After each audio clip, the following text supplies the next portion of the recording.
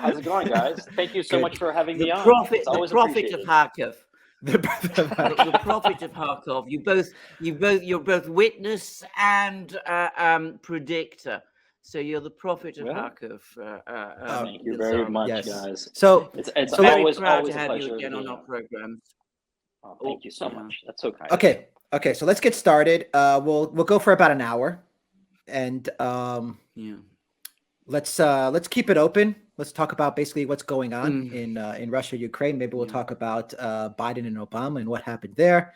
And I've titled this live Alex, stream. Yeah. Alex, do you mind if we just dive right into the topic that you were discussing just before we went Yeah. live about Yeah. Zelensky's appearance at the Greek Parliament? Because you told me that story, but I haven't caught up with that story. Please fill us in about it. Yeah, let's dive Not been into covered that. here in Britain either.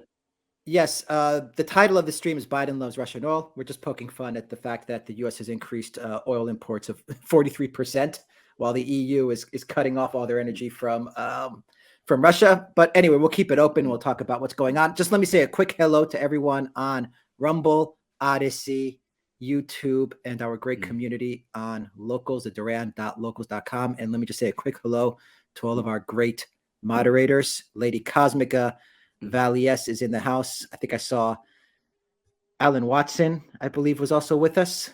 And I think I also saw Reckless Abandon and maybe Zariel. But thank you very much to our moderators. And whatever questions are sent to us, super chat questions, we will answer everything in a separate live stream, a separate dedicated live stream, because we'll only go for about an hour. But let's jump into it. The only news that I have to give and what we can talk about before we get into other topics is that Zelensky, I don't say the Z word because the letter is banned. So Zelensky gave a speech to the Greek parliament, and he talked about 300. Thermopylae actually brought that up. He talked about the Greek diaspora in Mariupol and Odessa. But the big controversy, the big mess up from the Mitsotakis government is that during Zelensky's presentation, his theater show, because that's what it is. It really is theatrics. He brought in two guys to speak that were fighting against the Russians. The problem with these guys is that they were part of the Azov, and various party members, MPs in other parties, not from the New Democracy, they walked out. There was outrage. They're making statements to the press saying, how dare you bring NAZIs into the Greek parliament to speak? And they are blasting the Mitsotakis government. It is absolutely shameful to watch NAZIs speak in the Greek parliament. I mean, this is a PR nightmare for Greece. Anyone that's not familiar with Greek history, Greeks suffered greatly in World War II, and we were occupied by the NAZIs from 1941 to 44. I believe Alexander could probably give some more insight there, some more context there. But anyway, that's all I have to say. It was a complete nightmare for the Greek government, and very distressing and shameful to have had this happen inside the Greek parliament. By the way, many MPs did clap after the presentation, which is even more distressing. That's all I have to say. Alexander, did this happen today or yesterday? This was I believe this morning. I believe is when it took place. This morning, yesterday afternoon. Yeah. Yeah, because I didn't catch it on my feed. That's why I'm kind of surprised. I think it was this morning that he spoke. Yeah. Okay. Yeah. It hasn't been. It hasn't been. I found it outrageous, extraordinary. Stu, guys, the Greek media and terrible. The mainstream Greek media is not reporting on this. You're getting all of this from the alternative Greek media. Oh, really? So the straight press in Greece is just memory holding this whole situation. That's outrageous. Memory holding it. Memory holding it. Almost worse. It is very, very controlled. These guys. Good God. I mean, this is supposed to be a free. Different. Sorry. Go ahead. I mean, Gonzalo, it is every bit as controlled in Greece as you find in any other part of Europe now. I mean, in fact, it's controlled by a small group of immensely rich and very powerful and very well connected people with rigidly Atlanticist views. And you could call them oligarchs because that's what they are. So it's an oligarch media, the mainstream media in Greece. There is a thriving alternative news system. And of course, Greece is small. And much of the population, half the population, lives in Athens, and it's a gregarious society, so people do talk to each other, and news circulates and spreads.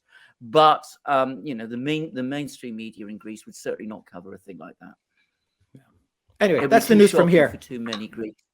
Yeah. That's the news from here. What do you guys want to talk about, Alexander Gonzalo? Well, perhaps Gonzalo, we can start by telling us how you are, because obviously we've been hearing lots of stories about Kharkiv. I mean, the Russians never said they were pulling away from the areas around Kharkiv, and there's reports that there's a buildup of Russian forces around Kharkiv. There's even stories that the Russians are going to do something big around Kharkiv. I'm not sure how much credence to give to these things. I'm not a military person anyway. I would have thought that their major priority at the moment would be Donbass, and I would have thought that those forces that are in Kharkiv region will probably be committed to Donbass rather than Kharkiv itself. But, who am I to say these things? How are you? I'm doing very well. Thank you very much for asking. And just want to say hi to the chat. I hope you guys are doing well. I'll tell you right now that this is my understanding. And I'll tell you what I understand at this time and what I'm observing. At this time, I understand that the Russians have essentially pulled out of the Kiev area and Chernihiv area in the north center of Ukraine, and they have rerouted those forces for the big battle for the Donbass around Kramatorsk. That's supposed to be the Kramatorsk-Donetsk line is more or less where the battle is going to take place. I mean, after the fact, they'll give it a name of whatever small hamlet or town is the epicenter of the battle. But that seems to be where the encirclement is taking place. Yes. It seems that encirclement is pretty much complete or are in the process of being completed. As a practical matter, it's inevitable because they've destroyed the fuel depots, the munitions depots, even the refineries. And so the possibility of that large army of between 60,000 and I hear numbers all over the place. Nobody seems to have like a real number. I hear 60,000 to 100,000 fighters. Let's just take 60,000. That would represent the bulk of the Ukrainian army. And that main army, that main battle seems to be the battle that they're getting ready to fight. And after this, the big battle after that would be, as I understood it, would be Nikolaev. That would be the next one, the next item on the Russians' list. Now, something I've been following very closely is the morale of the Russians, the Russian people and the political leadership. And even people who are anti-Putin and sort of like, neoliberal, kind of like right on down the line, they are all reporting from Russia, and I'm getting this from my own sources as well, that people in Russia are 100% behind this. Even people who were previously very critical of Putin, in Russia, there is a sense that let's get this done. Like a hard charging kind of, they hate us because I think that the sanctions and the whole Russophobia thing just blew up in the face of the West. Because the Russians are realizing they hate us. So, let's, and our government who's been telling us this for years, they were right. So let's get behind this war. So anyway, about the war, it's going to happen, the encirclement. There isn't going to be, any kind of, dithering or dawdling because the Russian people are behind it. And so if anything, any setback, it'll be pour more soldiers in, make it happen. And after that, it'll be Nikolaev, where there's going to be another big pocket. And my sense at this time is that if the Nikolaev pocket, the big cauldron around Kramatorsk, if that gets done, or when that gets done, then the issue is focusing on Nikolaev. And it's very possible that by the time the Russian army focuses on Nikolaev, the Ukrainian armed forces will have collapsed. The one after Nikolaev is supposed to be Kharkov. That is, they take care of Kramatorsk. If they have fighting in Nikolaev, they take care of Nikolaev, and after that, Kharkov. But so that's why I'm thinking that there isn't going to be a major battle, block by block here in Kharkov. But I could be fooling myself. So, the last thing I want to point out, I have been noticing an increase in shelling. There's just more shelling, and it's becoming more relentless. But it's distant. I mean, from the center, I would say it's 10 kilometers, maybe 7 kilometers and out. Okay. I would not be able to tell you exactly the direction. From maps I have seen, it seems clear that Kharkov is in the middle of completely Russian controlled territory. Yeah. And that's what I know at this time. Well, Gonzalo, can I just follow up on some of your points, with all of which, by the way, I should tell you straight away, I agree. It's always a little awkward to say that, when one is in a dialogue with someone, that one agrees with them, because, sometimes that can sound like, where it's a dialogue. It's not really a dialogue anymore. But anyway, I do agree with you, and I agree with every point you've made. And I would like to just illustrate the first point about morale in Russia. Now, my wife, who's an academic, is in contact with an agency in Britain that is involved with academic exchanges in Russia. Now, I don't want to name the name of this organization. I don't want to cause any problems Obviously. or embarrassments to people. But I do know that they have been conducting contacts with the various academics. These are all, I should say, humanities academics in Russian universities. Now, if you know anything at all about Russia and its political system and the political debates that happen there, humanities academics in Russian universities are perhaps the single most solid anti-Putin demographic. They're the people who most value contacts with the West, who like to travel to the West on academic exchanges, who hope to get at some point posts in Western universities, who want all of those sort of things. And of course, bear in mind that they are also the people who are overwhelmingly likely to speak Western languages, English in this particular case, and who therefore are historically, going all the way back to the Soviet period, the ones who have been most open to Western news. And what is being reported back by this agency that arranges these exchanges and contacts, it's a British agency, is that in the first 2 weeks of the war, there was shock amongst this group about what had happened, much criticism of the government and of Putin, and that initially, in fact, within this group, it was, as it always is, extremely difficult to criticize, to support the war, and that those who did support the war found themselves isolated amongst their peers. Over the last few weeks, this has changed completely. And the reason for that is the response of the West, the massive sanctions war, the discrimination against Russians as it's perceived across the West, the enormous attacks on Russians everywhere. And this has caused a massive turnaround and consolidation behind the government amongst this precise group of people, this section of Russian society. Obviously it's small, but this particular section of Russian society, which has historically been most critical of it. So the sanctions war, the media campaign, all of that has had the exact diametric opposite effect to the one that it used to have, was expected to have. It has consolidated Russian society behind the government. And of course, they're all in contact with their acquaintances and friends in Ukraine. Many of them have friends in Donbass. They're getting all kinds of information from what's going on in Ukraine. And that's apparently consolidating their support even further. So there's been a big shift.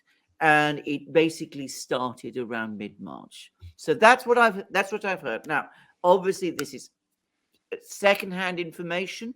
It's anecdotal to some extent, but I believe that it is completely true, and it reflects everything that I'm hearing about the mood in Russia.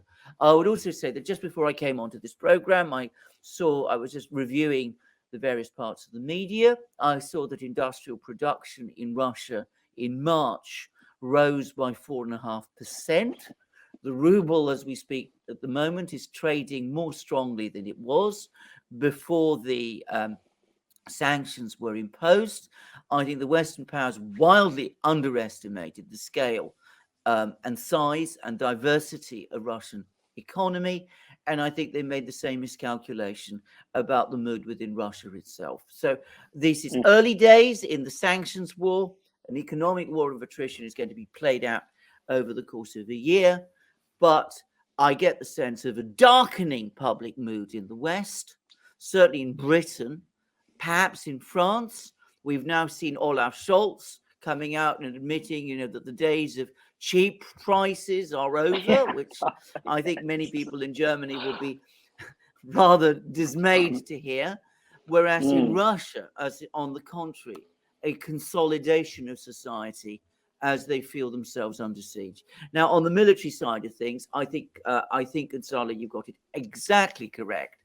Now, again, I stress again, I am not a military person. Everything I glean about the war, I get from secondhand, from people whose reliability, I have to say this straight away, I cannot always vouch for. What you tell me, Gonzalo, about the situation in Kharkov, I place 100% reliance upon, because I've developed a great understanding of what you do.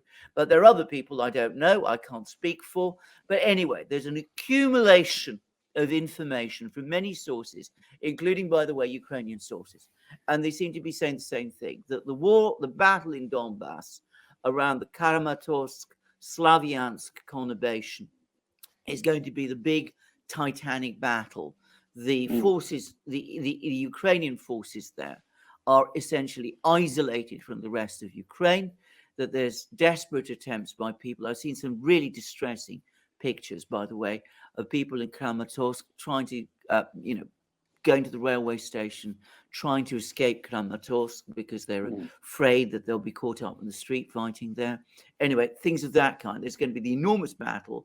The Ukrainians themselves, or at least some Ukrainian commentators, seem to be admitting that they are in serious trouble in eastern Ukraine. I read on the BBC a report by John Simpson, who is this lead reporter that the BBC has and has had ever since the 70s. I can't stand him, by the way, but that's another story. I mean, he's an important figure amongst the media world here. He's in Lviv, and he talks about how people in Lviv are far from optimistic, don't share the kind of synthetic euphoria that there's been in some parts of the West about the way the war is going. On the contrary, there's a sense of deepening foreboding there. And I get the sense that the situation in Donbass is going very badly wrong for the Ukrainians. We're getting more film from Mariupol, which is, there's now clearly, the fighting has clearly now reached the factories, the Azovstal Steelworks, Ilyich factory, which, by the way, just for the record, is named after Vladimir Lenin. His full name was Vladimir Ilyich Lenin. So this is obviously a leftover from the Soviet era, this name for this factory. And of course, I agree with you completely that they will not go for Kharkov. I don't see this at all. I mean, my thinking is, Kharkov is a much bigger place, as I understand it, than Mariupol. Yes, they would not want to get bogged down. Would not want to get bogged down in street fighting in Kharkov. Nikolaev is much smaller. It's more useful to them at this time. There are large forces apparently gathering there. It's close to their supply lines in Crimea. It seems logical that they would go for Nikolaev next. Where they will go after that, I'm not even going to try and guess. No, the story seems to be, and this is really, informed guesswork, because nobody knows what the Russians are planning. Only they do.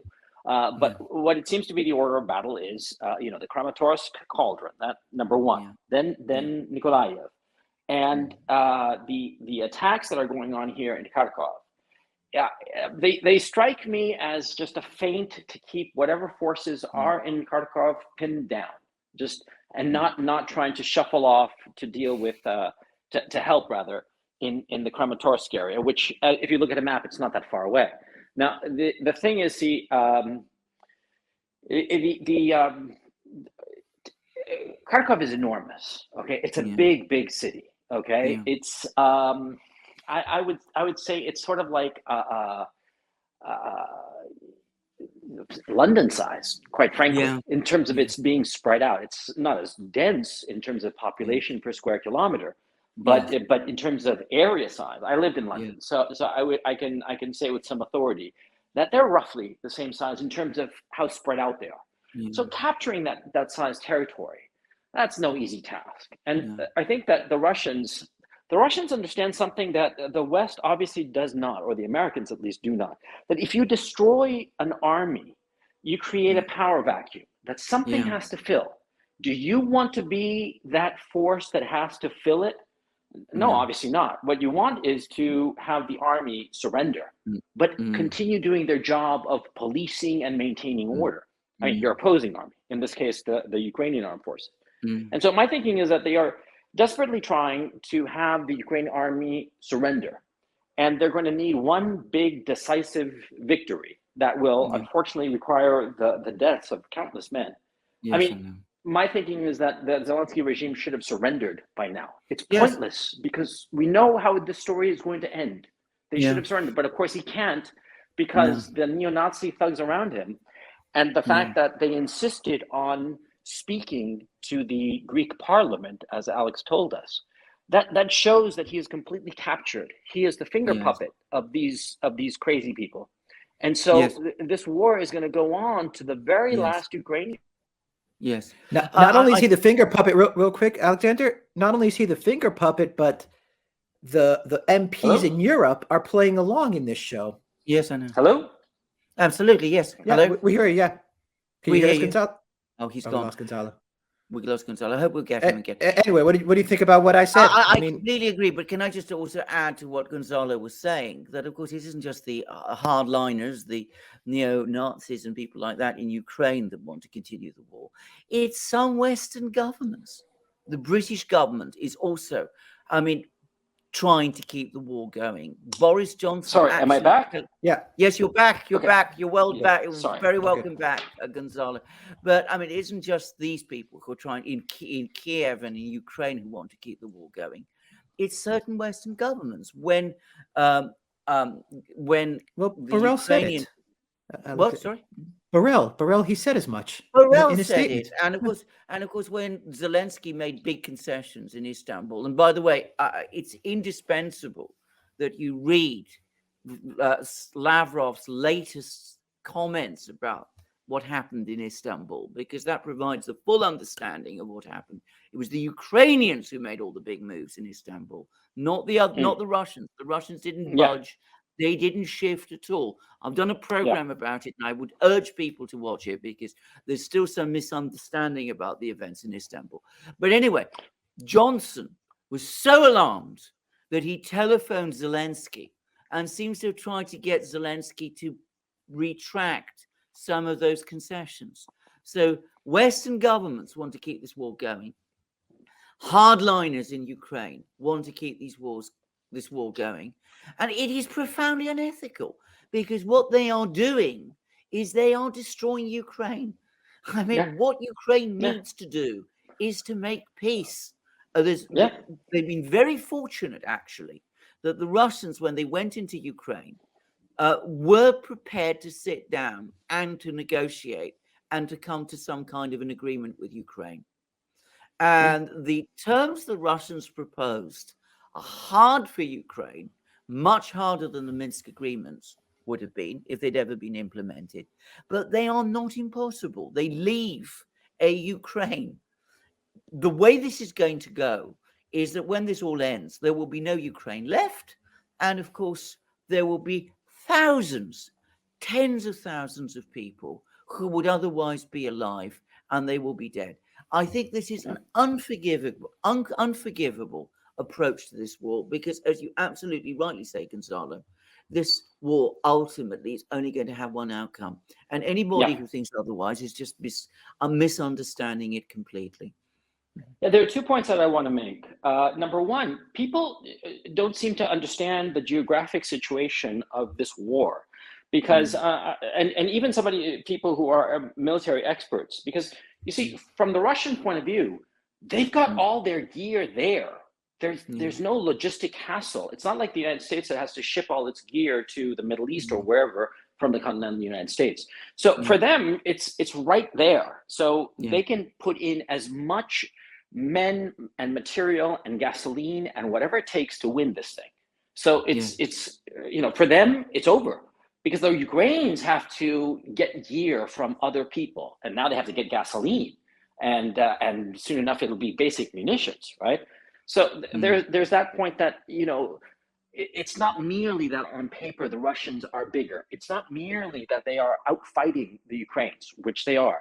It's also that they, as a practical matter, have unlimited resupply potential, whereas the Ukrainians do not. It's over for the Ukrainians. And so to sue for peace is what they should do.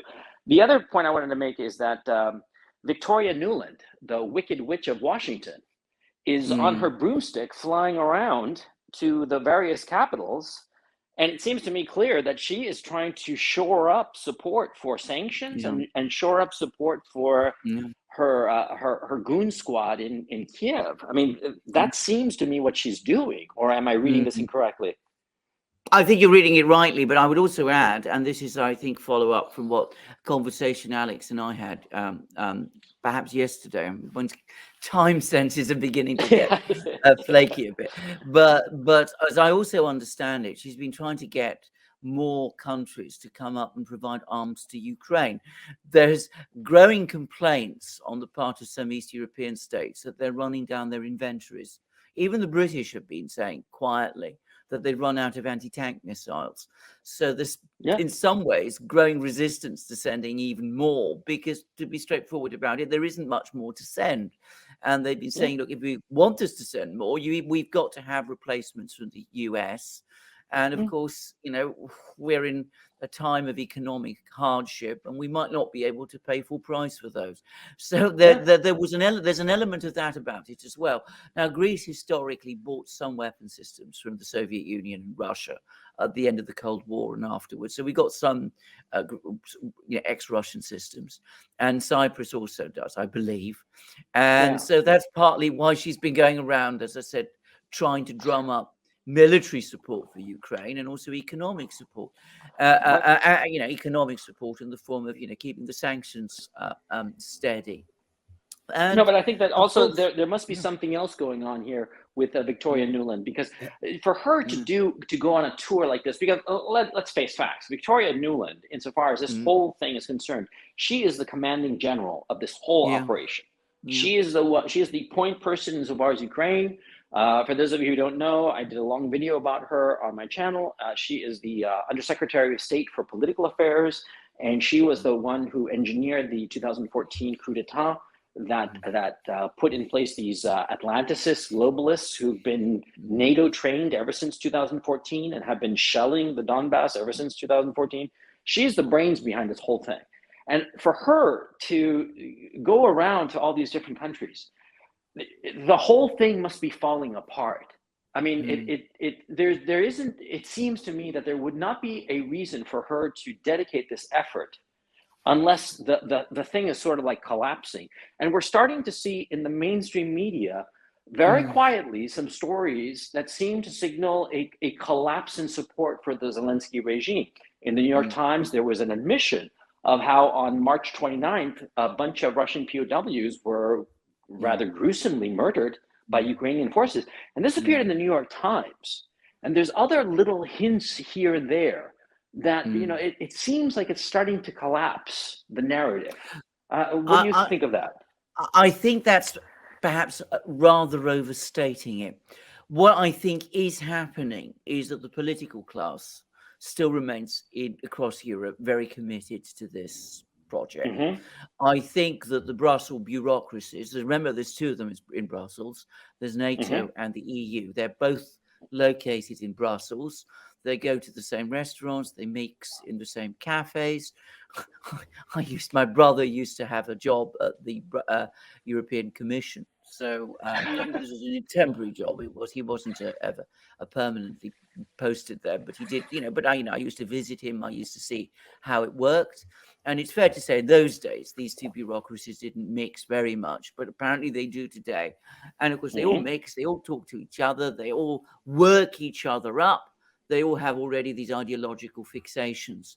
But what is happening is that just below the surface, the cracks are starting to deepen. So in Germany, industrial groups, and when I say industrial groups, I mean the BDI, which is the big German industrial union, is basically coming along and saying, look, if you want to close down gas imports from Russia, be aware you're basically telling German industry to just commit suicide, because that's what it would do. So you're getting people coming forward like that. They're still, in my opinion, basically outside the political class, but they're starting to press the political class and saying this isn't working. And of course, we have the cost of living crisis in Britain, which is getting worse. I'm reading reports all the time about how bad it is. We see the tightening of the opinion polls in France, and I want to stress again that I still expect Macron to win. There aren't elections in France are deeply controlled affairs. If Le Pen were to win, I mean, the system would have completely broken down. And I say that because even if they've managed to compromise her in some way, what she stands for is still something that the system would be horrified if she were to be elected, even if she didn't do any of the things that she said she would do. But anyway, all of this is happening across Europe. We've had Orban's election victory, which has been deeply dismaying. So the cracks are appearing under the surface, but the political class in Europe and in Britain includes the media. I mean, you've got to understand that they are tightly integrated with each other. Most politicians today in Britain have had background in the media. Boris Johnson was a journalist. Boris Johnson's career has been as a journalist. They still remain overwhelmingly committed to this project. And the fact that the project isn't working, the fact that the ruble is strengthening, the fact that industry in Russia is showing growth, that the Russian economy isn't imploding, that the situation in Ukraine, the east of Ukraine, to the extent that they are aware of it, is going wrong, to the fact that there's growing disaffection within their own countries, is making them more angry. So you get these articles appearing. There's articles in the New York Times. I read that article, by the way. There was also very interesting articles in Reuters and in the Financial Times. Very interesting article in the Financial Times with a little comment squirreled away that the latest sanctions that they imposed yesterday mark a point beyond which they had ever expected to go. They'd all assumed that the sanctions that they'd imposed in February would be enough to do the job, and they're rather dismayed that they're still having to impose more sanctions. You get all of these little things appearing there. This is basically because the business community is insisting, is putting in these sort of pressures. And also, they have to some extent to acknowledge the realities, because as pressure on people intensifies, to be straightforward about it, people will start to become angry. They'll start to doubt the narrative they're being fed. They'll start searching out alternative sources of news. And of course, at that point, the doubts will spread even further. So, you know, they have to acknowledge some things. But, you know, you do get bizarre things. I read an article in The Guardian yesterday that Ukraine has lost 95 tanks over the course of this entire war. Just 95. And that they need more tanks from the West so that they can launch a counteroffensive to rescue Mariupol. This is Yeah, in the Guardian, and this is yesterday. yeah, no, it's the level of self-deception is just bizarre at this point. I mean, because for a while there, I remember very clearly that I went through a phase or a moment of like, wait, am I wrong or are they wrong? Because the disparity between the stories about what one group of people were saying was the reality on the ground and the other group saying just fantasy land. And it was so disparate that I thought to myself, wait, this I must be wrong, you know? And now it's just becoming laughable. And I think too, Moon Over Alabama, which is a great website, great blog, he was the one pointing out that, you know, you're getting to a point where it might be that the mainstream media is starting to admit to the reality of the Zelensky regime and the reality on the ground in Ukraine, because if they continue denying it as blatantly as they've been doing it before, they're losing the last shreds of any kind of credibility, because people are not that stupid. People are realizing, especially the interested people are realizing that the story being told and the reality on the ground are on different planets practically. Yes. And so I think that might be an issue, that they're realizing we've gone too far down this rabbit hole of fantasy land. Yes, I think that's true. And of course, bear in mind that a lot of this is appearing in the business press. And it was business people do insist upon getting accurate information. So the Financial Times, which is a deeply ideological newspaper, it's absolutely neocon central, but it has to have articles that every so often explain it as it is, because business people insist on that. They have to have information that they can treat as reliable. So that's why, by the way, it's always best to go to the business media. There was also very, very good, well, it wasn't a good article, but it was an interesting article in that it gave a lot of information about the diplomacy, the pre-war diplomacy in the Wall Street Journal. And it basically admitted that the diplomacy from the Western side had been badly handled. Now, badly handled is, in my opinion, not an understatement. It's a mendacious claim. It was not badly handled. It was deliberately intended, in my opinion, to result in the outcome that we are seeing now. I think that was always the plan. But the fact is, it did contain criticism. And since we're on the topic of criticism, I wanted to wonder, Gonzalo, what you made of the sudden reappearance of the great man himself. Can you hear us? Yeah, hear you fine. Yeah, the great I don't man, know what happened. The fact that Barack suddenly resurfaced after all this time of silence. The fact that he was there with Biden, is it another sign of the cracks? Because one of the most interesting things has been the extent to which Barack has been almost invisible over the last few weeks. Yeah, and he. Hello, Gonzalo. Gonzalo, I think we've lost him for the moment. Oh, Gonzalo, you there? Hello. Alex, perhaps you could just give us a thought about that, and I'd be interested to know what you think of the reappearance of the great one. The great one, the man pulling the strings. Gonzalo. Oh, I was talking. We lost I guess you. I was We lost talking you. to nothing but air. No, just pick up at Alexandra's question. About Barack's reappearance. About Barack Obama appearance. Yeah. What I think is that they're positioning Joe to give him the old heave-ho. As simple as that. Because I don't know if you heard the part that I mentioned, a famous photograph that appeared of Barack Obama smiling and surrounded by a whole host of coteries, a whole coterie of people rather, who were just sucking up to him, and Joe was just standing alone, staring off emptily into space. The man, cognitively, he's gone. Okay, and his policies, his entire administration is a complete and utter disaster. And so my thinking at this time is that they're going to hold on to him until January 21st of 2023, and then get rid of him and put in Kamala, who will be the ultimate Obama puppet. Kamala Harris was all over Barack Obama, just sticking to him like white on rice, and completely acting as who she is, which is the puppet of Barack Obama. And so I think that's in the cards. And I think also it would be a very neat solution to all the problems because you blame it all on Joe. The biolabs, the Hunter Biden laptop garbage, the disaster of the foreign policy. You take that entire bag of excrement, you put it all nice and neat into one pile, and just toss it at Joe and have him go out the door, and that's that.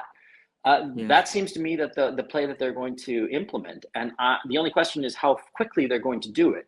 And I think that perhaps some of the stories slowly filtering out, because you were right, Alexander, that I was overstating the split, but it could be that this is the beginning of the detachment of the Biden administration, detachment in the sense of taking it away, unplugging it, and tossing it aside to be replaced by the Kamala Harris administration, which will be much more under the thumb of Barack Obama.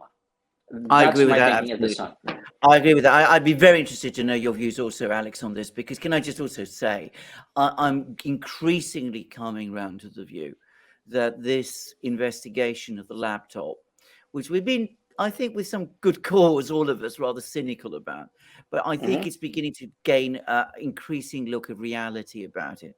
And there's now calls from Jonathan Turley and others for special counsel to be appointed because of the rather obvious conflicts of interest. And I think if special counsel is appointed, then it's curtains, straightforwardly.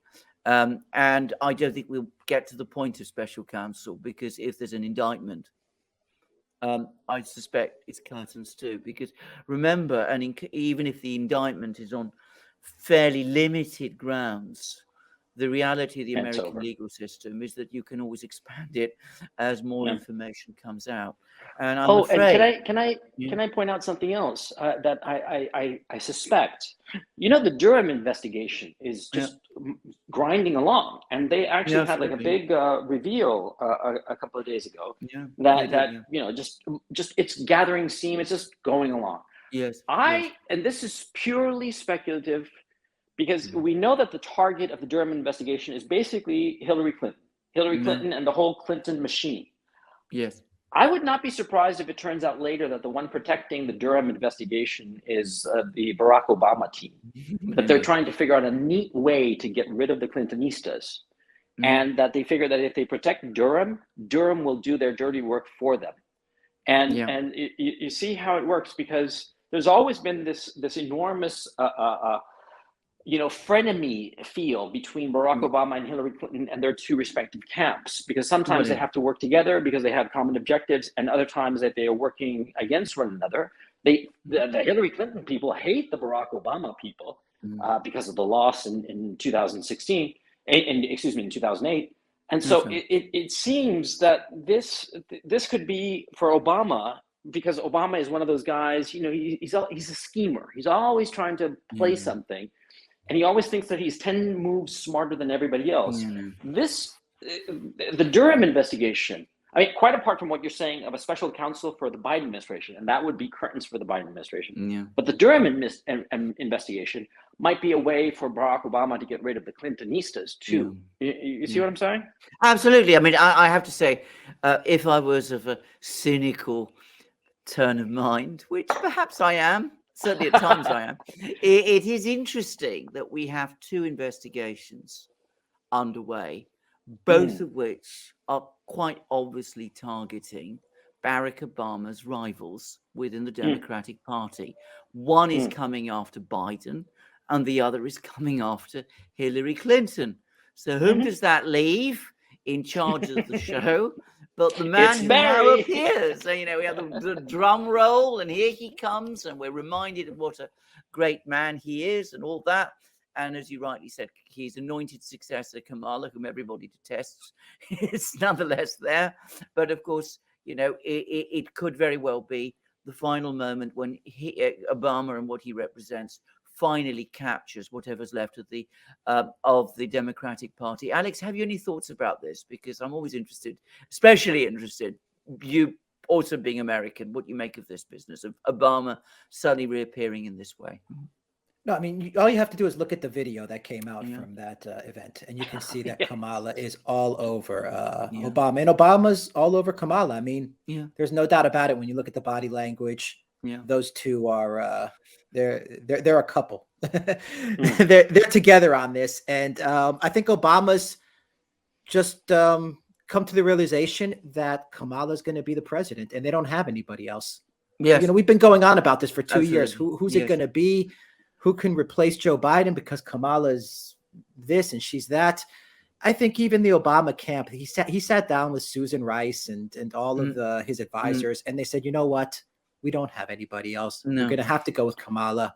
Mm. Let's Actually, just yeah, I have a slightly different take on it, because we all agree. I mean, let's have a show of hands. Who thinks here? Raise your hand if you think Kamala Harris is a genius. Crickets. Yeah. And so my thinking is that, yeah, Kamala Harris is a fool. Yeah. I mean, she is indisputably a fool. She's ignorant. She's stupid. She's everything.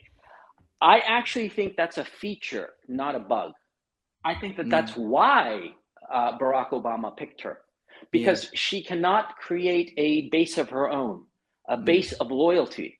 And the fact that she herself, it's very well known that she treats her staff like garbage. I mean, really, to the point that they keep, it's a revolving door at her staff, because she just, she's a person who cannot control herself and treats them, lets out all of her frustrations and resentments on her staff, which is really despicable. But I think that might be the reason that Barack Obama picks her, because such a person will never create her own independent power base. Therefore, she will always be dependent and the plaything of Barack Obama himself, because nobody else will support her. So she has to do whatever he says to maintain her position. I mean, in that regard, I understand the logic. I agree with that, but I mean, you brought up a good point, Alexander, about Kamala, and we've talked about it. I agree that it's kind of like what Merkel did in Germany, where she didn't have anyone around her who could usurp her power, and she did that deliberately. So Obama's kind of doing the same thing. But the problem with Kamala that I think is going to plague Obama is that Kamala's got quite an ego, and when she gets in power, she's going to actually want to govern, and I think that's going to be a problem for Obama. I just think that the Obama camp, they said, look, we're going to have to go with her. If she gives us problems, fine. If she doesn't, great. And let's just try to ride it out for 2 years. We're going to lose the House. We're going to lose the Senate, but at least let's get her in place. Then let's get the VP that we want in place. And after those 2 years, we'll push hard to get that VP, whoever it's going to be, to win in 2024. I think that's probably how Obama's game planning it. But, who knows? That's how I think he's probably seeing it. 2024 is what he's looking at. I agree. Now, can I just say, I mean, this is just my, point about this, and which is that the whole thing had very much the look to me of Barack Obama coming along and telling everybody that this is the moment when Kamala becomes president. I am giving my blessing to Kamala as the president. I'm no longer interested in Biden. He's running out of road. She has my blessing and my support as the president, the future next president of the United States. That'll happen in a few weeks' time. And then, of course, what do they do? I mean, do they reverse all the policies that we've had with the administration over Ukraine? Did they start trying to de-escalate this crisis? No, they dump it. They dump it. Okay. And how can you dump this crisis? I mean, well, if you have a new administration, I mean, well, you don't think of it, because you see, you attach to Biden all the bad stuff, and you have Kamala say to Russia, "Oh, that was all Biden. He was evil. He was this, that, the other. You were crazy." And the Clintonistas, and Victoria Nuland is going to also be gone. Okay, and that's why I think part of the reason that she took this tour, because she's scared of losing her position, because she's a Clintonista. Remember that. And so my thinking is that the Obama people will throw Joe out the window, just defenestrate him, and Kamala will come in like the shining lady and try to make friends with everybody. Okay, I think that is the play. I don't think it'll work. I think that the Russians are far too they don't trust the Americans anymore at all. It's not just Putin. Putin hasn't trusted the Americans in 15 years at least. No. It's the Russian people. They have decided, no, forget it. The West is not for us. And so I think that they're going to try to walk back everything and try to make friends, especially as the European economy tanks. And a lot of pressure comes from the Europeans towards the Americans, like, hey, and also the inevitable problems of the dollar itself, because with the end of the petrodollar, we're going to start to see all kinds of nightmares going on in the United States. But I mean, that's my thinking. What'll happen? Who knows? I mean, we got to wait. This TV show is just, the episodes are few and far between, unfortunately. And so we'll just have to be patient and wait to see what happens. I agree. Any feeling about what's going to happen in Ukraine itself in terms of the government there? I mean, I have to say, and I mentioned this. What do I think? I was going to say, I just mentioned one observation, which is that Zelensky, of course, went on a tour of a certain town near Kiev, which I'm not going to mention the name of because, well, we all know why. And there he was, surrounded by all these men, thugs, helmets and things. Exactly. And I have to say, I thought he looked absolutely terrified. I don't know whether this is just my own perception, but I mean, he looked small and frightened, surrounded by these people. There's supposed to be these negotiations. As I said, we've now had full clarification about them from the Russians, who made it absolutely clear that as far as they're concerned, they've not backtracked on any one of their demands: demilitarization, denazification, recognition of the independence of Donbass, recognition of Crimea's reunification with Russia. Lavrov was also dropping very heavy hints that the Russians intend to keep their troops in Ukraine, presumably in southern Ukraine, in places like Kherson and Zaporozhye and wherever, until any agreement that is actually signed and ratified is fully implemented, because they're not going to go through the nightmare of the Minsk agreement all over again, where something is signed and agreed and then reneged upon. So it is actually an extremely important set of comments that he made. But well, what does actually, Zelensky to comment on that, those comments were not made for the West. They were made for the internal Russian public, because the Russian public was outraged at the notion that there was going to be any kind of backtrack on the part of the Russian side. And so, so just to clarify that Lavrov was speaking to his home crowd. He didn't care about what the rest of the world thought. Absolutely. Have you guys seen the videos out of Kherson that have been coming out? I mean, they've been coming out of RIA Novosti. So they're coming out of Russian state media. But I mean, the videos are of kids playing in the park, and everything's peaceful now that the Russians are in control of it.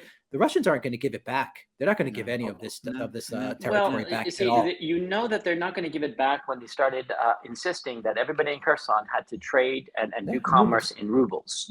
And they were, from my understanding, that they were very polite and did not try to financially harm anybody. They gave very, very generous exchange rates, and they allowed people to exchange their hryvnias for rubles, and they also opened bank accounts for people in rubles at their banks, and made the whole process very easy. But the Kherson economy is now ruble based, and like I said, they obliged everybody to start doing commerce, supermarket, the basic commerce in rubles, and they did not say, and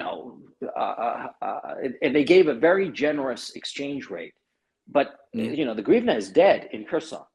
You don't do that if you're planning on giving back the cities at some point in the future. They are never giving it back.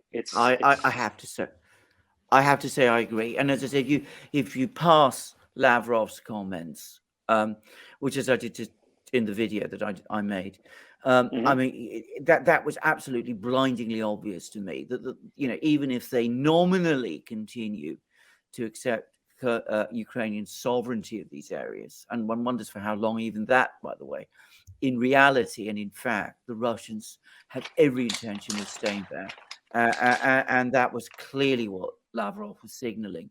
But let's say Zelensky is, he realizes the situation in Ukraine, in eastern Ukraine, is collapsing. He sees that Nikolaev is about to fall. He's under all kinds of pressure from some people within Ukraine. I can't imagine everybody in Ukraine wants to see the war continue until Ukraine is destroyed.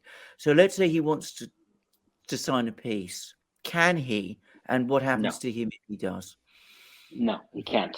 He can't. And because he is now hostage to those far right people, de facto hostage, and he can't back off. And also, the thing that deeply troubles me is that, from in 2014, a lot of these right-wing militias, neo-Nazi groups, and what have you, they were dissolved, yes, but they were absorbed into the armed forces of the Ukraine, and they were spread out. And the word is basically, one in 10 soldiers spread out pretty much evenly across the entire armed force is a die-hard ideologue of this neo-Nazi, basically racial purity, Ukrainian, anti-Russian ilk. Okay, and so that means that this army will not give up. Okay, and that's the thing that I'm terrified of. Because when you have a stiffening agent like that inside an armed force, it's basically, just have to kill them all, okay? Which is, of course, something that I would hope would never happen. Because, and I think also the Russians, not from a humanitarian perspective, but merely from a practical, pragmatic perspective, they don't want to annihilate the armed forces of Ukraine. Because if they annihilate the armed forces of Ukraine, who is going to fill in that vacuum? They will, and they don't want to, because it would be a huge task. And so, but I think that if this is the case, that Zelensky is essentially a hostage, and the Ukrainian armed force is so ideologically motivated and so stiff in that regard, then there will be no negotiated peace. It'll be a war of conquest, and it will get very, very ugly before it's over. That's my thinking. I hope I'm wrong. I'm afraid I agree, and I get to make a few quick observations here. I think that what completely gave the reality away was what Alex told us at the start of the program, that Zelensky brought those two Azov people with him. To the thing at the Greek Parliament. I mean, it showed who ultimately is in control in Kiev, and I can't help but wonder, by the way, whether the fact that they were brought there was partly to make sure that he didn't stray off message, because Zelensky does do that sometimes. Can I give you my theory, Alexander? I have to give you my theory real quick. Maybe you're right, but I think that these Azov guys, human nature, they're kind of getting sick of being behind the scenes. Well, that's I think they want to kind of say, you know what? I'm sick of being behind the scenes. I'm sick of this clown joker going around from parliament to parliament and getting all the credit. I'm sick of all the governments worshiping him like he's a hero. We're the guys. And I think they're kind of saying, you know what? It's time for us to come out of the shadows. I don't go keep on going. You're probably right. That was my thinking. I totally agree.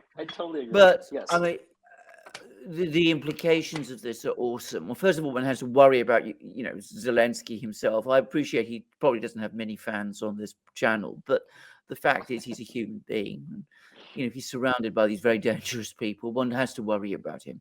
But putting all that aside, and of course Zelensky is only one individual, for Ukraine, if a proper peace is impossible, then what will be left of Ukraine at the end? I very much fear, Gonzalo, that you're probably right, and that what has started as a war by Russia to try to force a peace is going to evolve into a war to the end, in which at the end of it there is nothing like a Ukraine going to be left, no sort of Ukraine that we can recognize any longer. And I think that, that is a terrible thing to say, but I think it is where the situation is heading. Can I ask both of you guys a question? Going off of our show with Scott Ritter, he said something that stayed with me for a while, that for Russia to really denazify, they have to hit the statue of Bandera in Lviv. I mean, that's like the heart of it all. maybe that's the way. Do you guys think that's the way they finally get rid of the Azov, Bandera, Idar, Svobodna right sector once and for all? Once and for all, is to go straight at Lviv. I'm not saying take over Lviv and circle. I'm just saying go straight at it and just go full force into it. Because at the end of the day, what you said, Gonzalo and Alexander, I'm hearing you, and you're saying, okay, this NAZI problem is not going to be easy to get rid of. But if you want to get rid of it, I go back to what Scott said. You have to go to the heart of the problem, and that heart is sitting in that city where they have that statue of that man with that history where that entire ideology started. I mean, just a thought, because when he said that, it just stayed with me, that if you really want to put a stake through the heart of this thing, you have to go to where it originated. Well, I think that's what you do. Now, I have to say, if that's right, then I'm going to have to say straight away that I was wrong, because I thought that what the Russians were more likely to do was to try and decant all these people to Lviv and then sort of cut it off from the rest of Ukraine. But I'm just throwing it out there. Yeah, I know. I was just saying, but war, we must never forget, has its own logic. If the Ukrainian army in Donbass is destroyed, if Nikolaev is captured, if after that Kharkiv is also, freed of all of these people, brought under Russian control, if the Russians take over central Ukraine, but the situation is still not ended, there's still no actual political resolution, then of course war imposes its own logic. If you're not prepared to retreat from what you say you would do, and that's what Lavrov essentially said, if opinion in your own country is hardening and is insisting that this must be seen through to its conclusion, then whatever your original intentions may have been, by the time you get to the border of, well, let's call it Galicia, Western Ukraine, Lviv region, maybe by that point, you no longer are in a position to stop whatever your original plan might have been. Gonzalo, your thoughts? My thinking is that the people I've spoken to in Russia say that they are comfortable seeing this through to the end of the year and into the next year. Okay, that would be a full 12 months of war, of full-on war, because this is full-on war. Let's not. Can I say I'm hearing the same, by the way. Yeah. So, because the Russian people, I cannot emphasize enough how counterproductive the sanctions were. And if we look at the example of the sanctions on Iran and how the sanctions on Iran shore up the position of the mullahs, of the ayatollahs, right? They didn't collapse. On the contrary, it should have been the lesson to the West. Sanctions don't work; they are counterproductive. But spilt milk. Let's move on. The Russian people are. There's also another factor going on. It's generational. The people who are truly powerful today, the people of a generation who are between, say, 45 and 60, who, I mean, we all know that is roughly the curve where you are coming to your own and you're at your peak insofar as your power and prestige are concerned. Those individuals were, young 20s, teenagers, young 20s in 1990. And so they saw the disaster of the 90s and how miserable everything was. And so they are hardened. They're not going to have a problem. They're going to be thinking, we can handle this. We've handled worse. We can handle this. We've got the money. We've got the economy. So what if I can't buy an iPhone? So what if I can't buy a BMW? You see my rationale. And so I absolutely see all your the way. rationale. Yeah, they're going to go all the way. I absolutely the issue becomes, where do they end? And my thinking is that they're going to take over the whole country. Eventually, in 2 years, 4 years, you are going to see a rump Mediterranean Ukraine that will be led by Viktor Medvedchuk. And it will be, the capital will be Kiev, and Kiev will be on the far eastern end of this, roughly oval-shaped rump state. And all the north coast of the Black Sea, that is Odessa, Kherson, Mariupol, all of that will be part of Russia, Kharkov included. That's my thinking. The only issue with the gray area would be maybe the region of Poltava, because Poltava is kind of more Ukraine than Russian, so who Yeah. knows? But it also depends on who were the people who fled, because we have to keep in mind, all these people who fled, I would guess that roughly a third will never come back to Ukraine. Okay. And so, and those people in particular from the East are predominantly ethnic Ukrainians who have fled to the West. They've fled to the west of Ukraine and fled to the Western European countries. And so this eastern side, the east of Ukraine and the south of present-day Ukraine, that is the North Shore of the Black Sea, I think that's all going to become part of Russia. I do not see it even becoming a part of a fictitious Novorossiya. No, they're just going to, it's just going to be conquest. I think that's what's happened because of the sanctions. The sanctions hardened their will. I completely agree. I think the Novorossiya project is dead, actually. And if you listen to the people that are being interviewed, now this is, of course, I want to stress again, Russian media now. And one has to be extremely careful. So I mean, but I would say there was an interesting interview. There was an interesting report from the BBC about a British BBC journalist who went to a city in the Donbass, Lysychansk. I can't pronounce it properly. You probably know it's near Severodonetsk. But anyway, he met people there in apparently a shelter who were being shelled and all the rest. And to his astonishment, and it was reported by the BBC, so I do want to give the BBC some credit for this, he found that the people there were not criticizing Putin. They were not criticizing Russia. They were criticizing Zelensky and their own government for starting, for as the people ultimately responsible for the war. But anyway, if you listen to the reports of people in Donbass and in eastern Ukraine, I mean, it's absolutely clear to me that they're not interested in Novorossiya. They consider themselves Russians. They want to be part of Russia. And I think this is now almost inevitable. I mean, I think that after what has happened, I think that's the sentiment in these places. I think, as you rightly say, Gonzalo, that's also another sentiment in Russia. I think Russian attitudes have hardened. I think they say to themselves, enough of the West. These people don't like us. They don't want us. Why should we continue to make compromises in order to make them, to try to satisfy people in the West or to meet the West halfway when the West shows no interest in ever meeting with us halfway?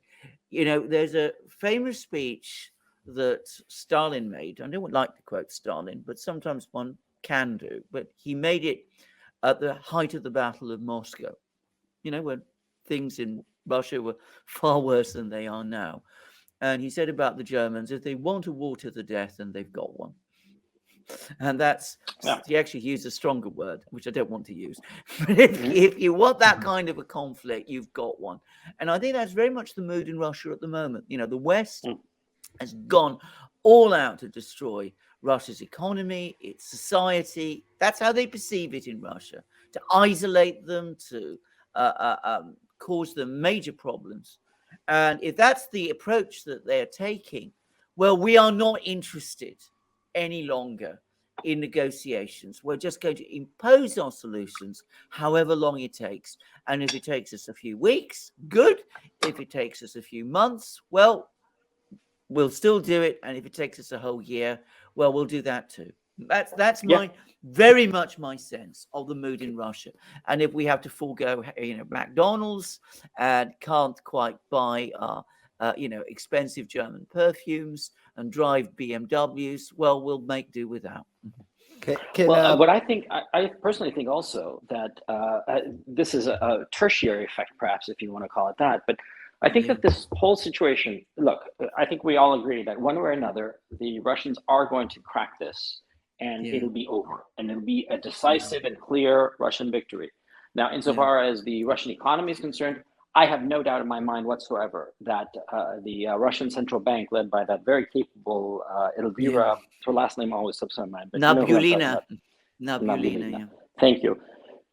She has been doing all kinds of magic to bring back the ruble. Okay, because I have no doubt in my mind that a lot of the fact that the ruble is back and steady after barely 30 days of these sanctions was a lot of financial magic on the part of the Russian central bank. But that's not the point I want to make. The point I want to make is that, the fact that they're going to win, the fact that these sanctions failed so spectacularly, the fact that the Russian people are more cohesive than ever before, the fact that precisely because of this external pressure, it has squeezed out the Atlanticist Russians who have fled, like that gentleman.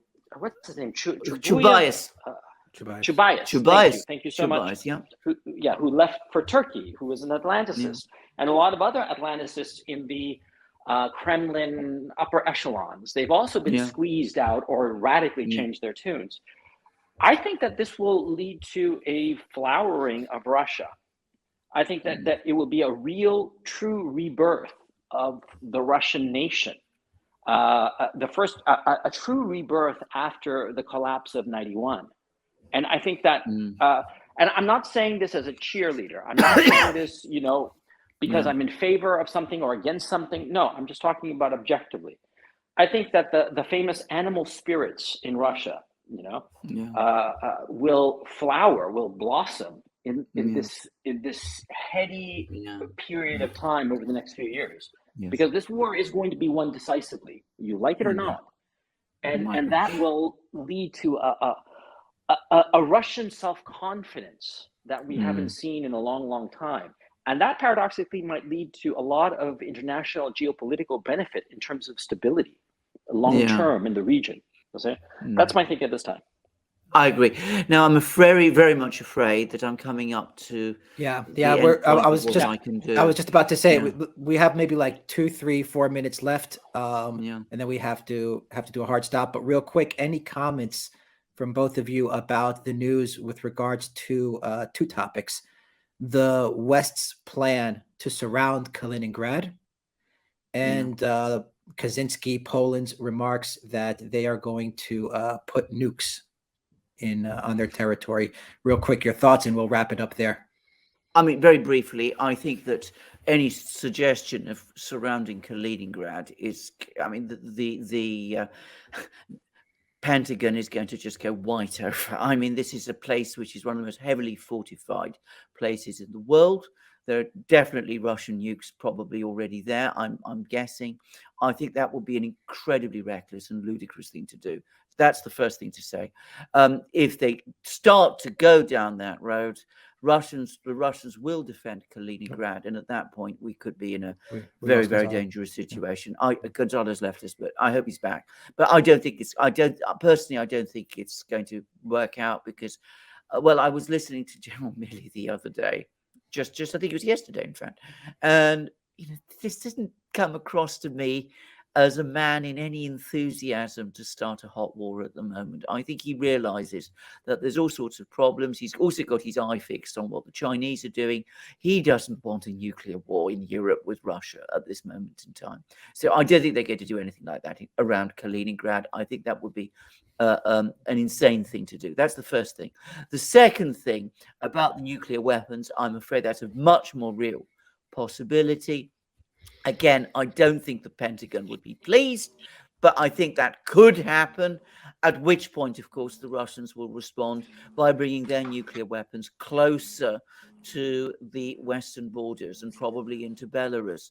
Now, can I just say, I am not a military strategist in all of these things. Hello. I think from a Russian point of view, we hear you. We hear you, Gonzalo. Yeah, we hear you. Much better to have nuclear weapons in Poland than in Ukraine, which is what I think the Russians were worried about. And from my understanding of the picture, if you start bringing forward Russian nuclear weapons to the Polish border, well, of course, that doesn't just bring Poland within reach of Russian medium-range nuclear weapons. It brings Germany within reach as well, and much of Central Europe, and conceivably even Britain. So actually, taking that kind of step shifts the balance of power, military power, we're talking about a nuclear war type scenario, closer, better in the Russian direction. So I think, these are reckless and dangerous ideas. They demonstrate a certain degree of, dare I say, desperation on some people's parts. I think the Pentagon will not be happy. I certainly don't think they're going to make any move against Kaliningrad.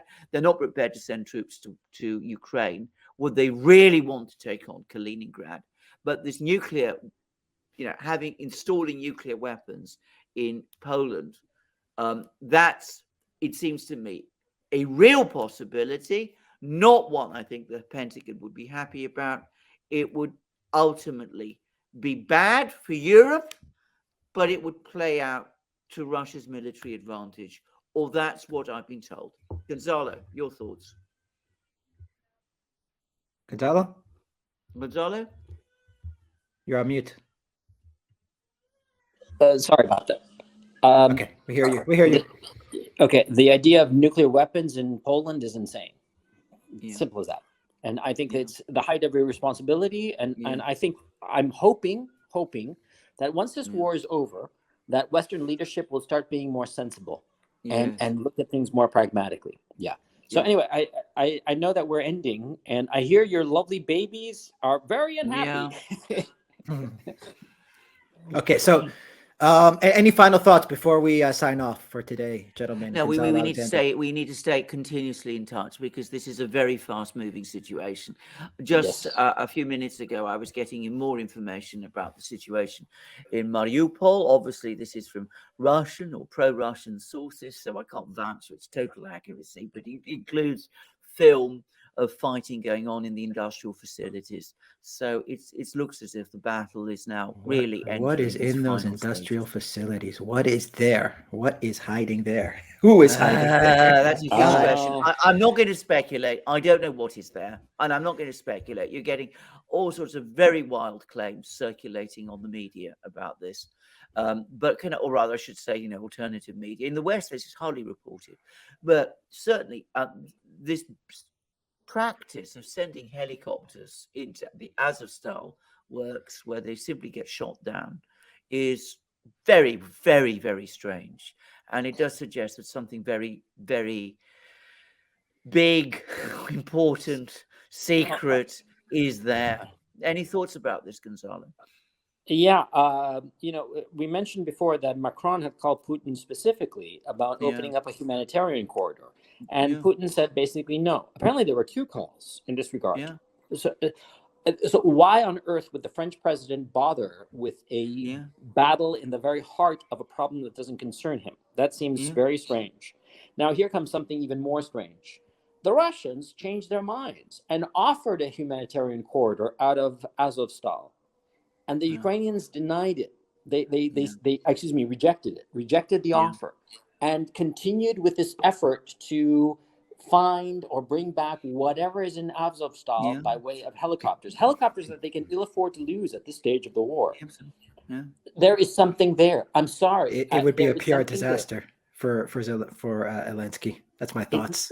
Maybe this huge. Maybe this French hostage situation is true, and Macron wants those guys out, but Zelensky and the Azov guys behind Zelensky said, "Don't you dare get those guys out, because if you get those guys out, and they start talking about how they were held hostage by us, well, then we're going to lose all the support from the European public." Who knows? Well, but that doesn't make sense. And I mean, I don't mean to be rude. I'm sorry. That sounded extremely rude, and please forgive me. But my thinking is the following lines. See, if they're like French Foreign Legionnaires, for instance, or even French army, the Azov can just shoot them, and just bury the bodies, and they'll never be found until way later. There must be something very big there. Yeah, but the Azov guys went out also, don't you think? I mean, if you were the Azov guys, don't you also say, well, we want to get out of here as well alive? Yeah. Sure. But we don't know. Look, we can speculate till the cows come home. I think that we can all agree that there's something huge there. Yeah. Can I just add one very important addition to this? And I want to stress, I can't prove this, because this is all based on rumors and readouts of conversations which are very elliptical. But my understanding is this, that what Macron was trying to set up, the kind of humanitarian corridor that he was looking for, was one that was going to be supervised by Turkey, with Turkish naval warships going into I Mariupol read that and too. bringing people Okay. out by sea. Whereas what the Russians said is, we're absolutely not having any kind of outside military forces going into Mariupol, but they're welcome to leave by a land corridor, which we will supervise and control. It's very different. Now, I do wonder what this whole thing is all about, because it does seem as if Macron, and presumably Erdogan too, but Erdogan was presumably brought into this, we're trying to evacuate people by sea, or something by sea, which would not be identified for what it was, whereas the Russians say, by all means you can leave, but we need to know who you are, what it is that you're hiding there. So I'm sure there's an awful lot more going on. And of course, there's all sorts of wild rumors that there's all sorts of contacts between the Russian military in Mariupol and whoever is in Azovstal.